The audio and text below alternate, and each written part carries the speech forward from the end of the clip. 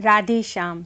सद्गुरु भगवान की कृपा से आज का प्रसंग है कैसे पूज्य महाराज जी को देवी विग्रह में श्री कृष्ण लीला दर्शन हुए। पूज्य महाराज जी की कथा रामेश्वर में हो रही थी।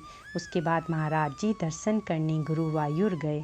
वहाँ प्रश्नगर भगवान विराजमान हैं। वहाँ गुरुवायूर में थोड़ी दूर पर तो भगवान शिव हैं। कहते हैं कि ये पहले शिव जी का ही क्षेत्र था।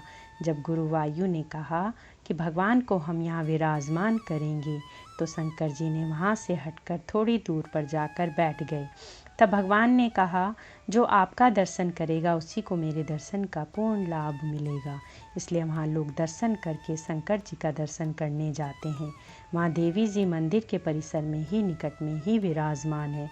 प्राचीन देवी जी का दर्शन करने जब महाराज जी गए तो महाराज जी ने देखा एक मटकी है, उसमें दही लुढ़क रही है और बालकृष्ण प्रभु मोर मुकुट लिए अपने दोनों घुटनों पर हाथ रखकर झुककर देख रहे हैं। महाराज जी ने पुजारी से पूछा कि यह किसका मंदिर है।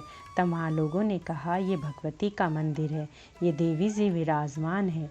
महाराज जी ने कहा, देवी जी तो यहाँ नहीं दिख रही है। तब पुजारी ने कहा, ये देवी जी ही हैं। गुरुवायूर भगवान के मंदिर में श्री कृष्ण है।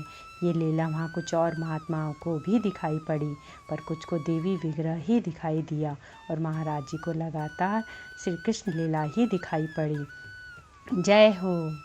आज का विचार है पूज्य महाराज जी की तरफ से, श्रृंगार रस में मधुर उपासना केवल श्री कृष्ण में ही होनी चाहिए। संतों में, गुरुजनों में यह भक्ति वर्जित है। अपने को ब्रजगोपी श्री जी की दासी मानकर श्री कृष्ण में ही पति भाव रखना चाहिए, अन्य संतों में नहीं।